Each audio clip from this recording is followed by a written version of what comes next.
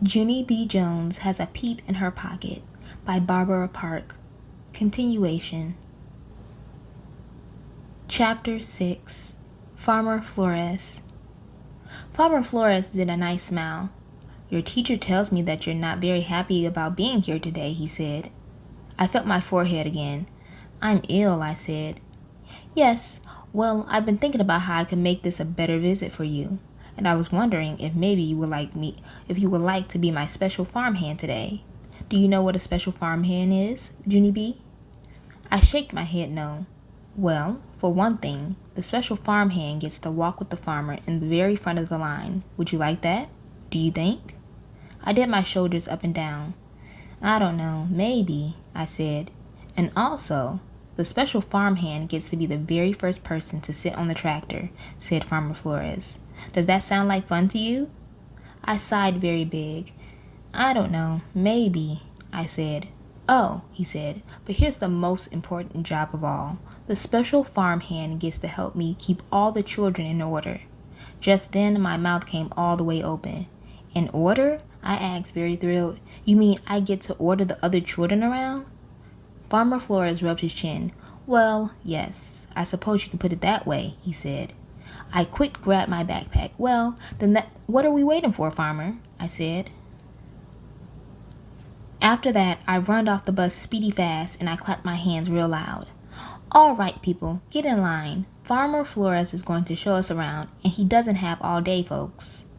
Pretty soon, Farmer Flores and Mrs. came off the bus too.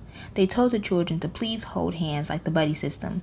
"You heard them, people," I hollered. "The buddy system. We will be using the buddy system today." And all of a sudden, Mrs. bent down next to my ear. "Helping Farmer Flores does not mean being rude, Junie B. I want you to be helpful and nice." "But I am being helpful and nice," I said, "because I didn't even tell anyone to shut up yet." Just then, I skipped to the end of the line and checked on Polly, Allen, Puffer, and Jim. "I've got my eye on you two clowns," I said, very helpful and nice. Jim cockle-doodly-dooed at me again.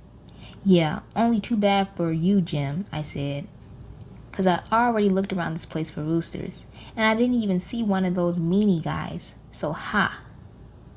After that, I quick skipped back to the front of the line, and me and Farmer led the children to the pasture. Pasture is the farm word for big grass and a fence. Only wait till you hear this. There were 4 horses and 2 ponies in that pasture, and I didn't even run from them. "Attention, people, attention," I hollered. "Do not be afraid of the horses and ponies. Just stand very still and they will not attack you. Probably." I thought for a second. "Also, do not feed them cheese popcorn," I said.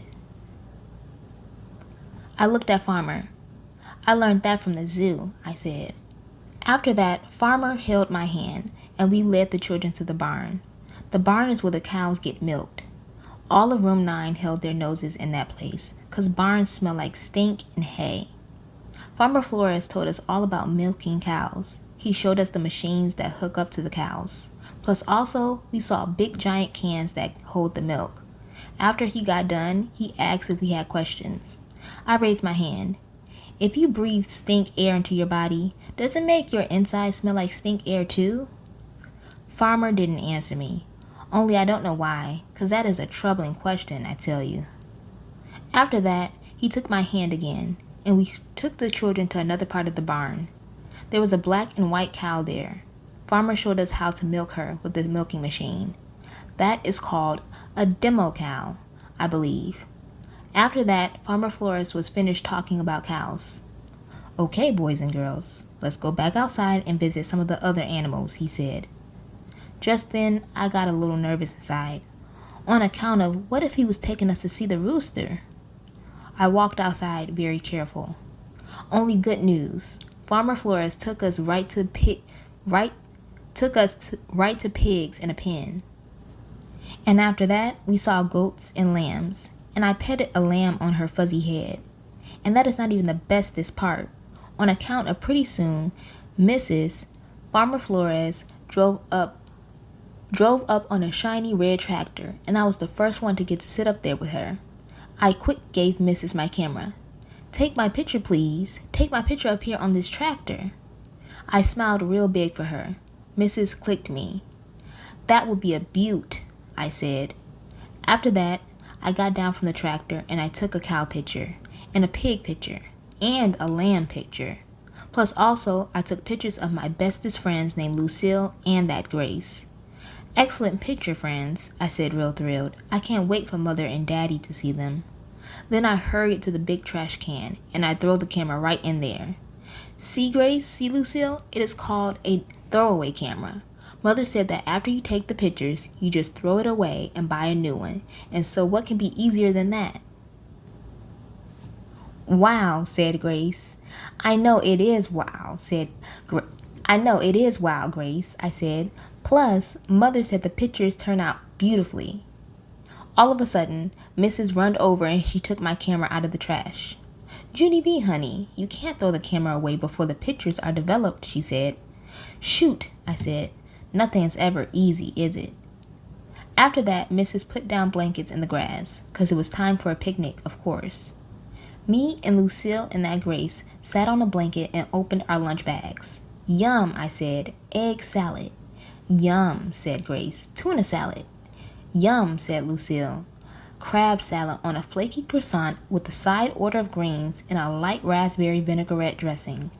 Then all of us ate our lunches very delicious. Chapter 7. Spike. After lunch, it was time to get the children together again. I clapped my loud hands some more. Okay, people, the fun is over. Get your buddy and get in line. On account of Farmer Flores wants to talk some more, apparently. Farmer did a teensy frown at me, then he holded my hand, and we walked across the yard to another fence. Inside the fence, there was a building and some chickens. Okay, everyone, said Farmer Flores, this is the last stop on our tour today. He pointed. Who can tell me what that little building is right there? Lucille jumped up and down real happy. The gift shop, the gift shop. I've been wondering where that was, she said real delighted. Farmer Flores did a chuckle. Well, that's a good guess, but most farms don't have a gift shop. He looked at the class.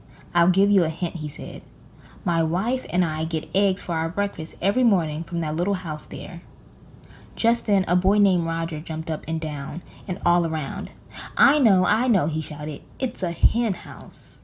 Farmer Flores smiled. Right, he said. It's a house where hens lay their eggs. Farmer Flores opened the gate.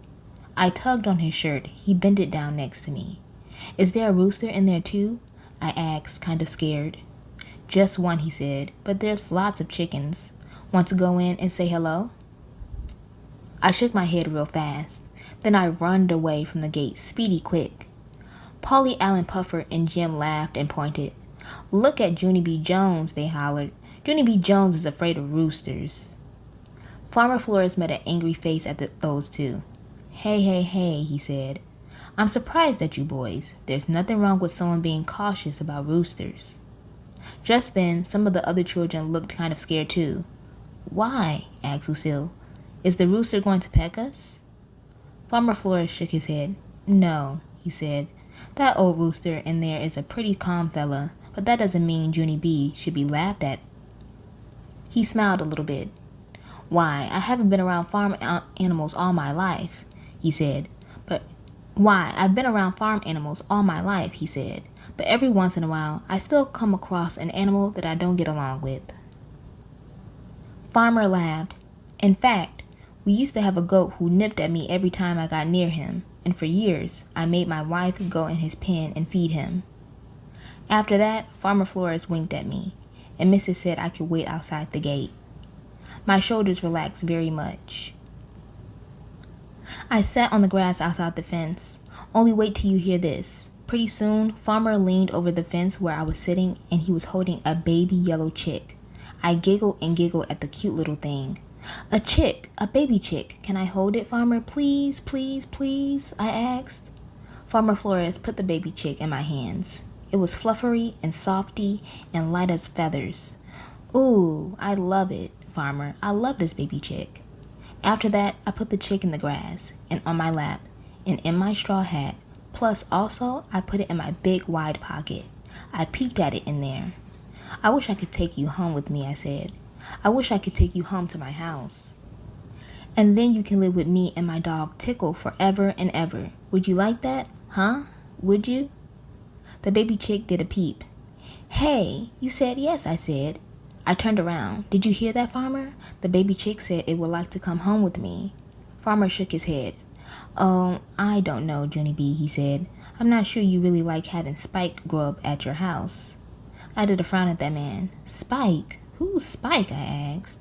Farmer pointed at the baby chick. Spike, that's the chick, he said. We named that little guy Spike. I peeked at the chick again. Yeah, only Spike is not actually a good name for a fluffery baby chick, I said. I know, Junie B, he said, but Spike isn't going to be a little chick forever, you know. I know, I said back, 'cause someday Spike will be a big giant chick, right, Farmer? Right? Farmer Flores shook his head again. Well, not exactly, he said. I looked at him real curious. Well, if Spike won't be a big chick, what's Spike gonna be, I asked. Farmer Flores took Spike back from me. He held him in his hands and patted his little softy head. Someday, Junie B, he said, Spike will be a rooster. Chapter 8. Confusion. I had confusion in my head, 'cause first I hated roosters. Only then I liked Spike. Only Spike is going to be a rooster.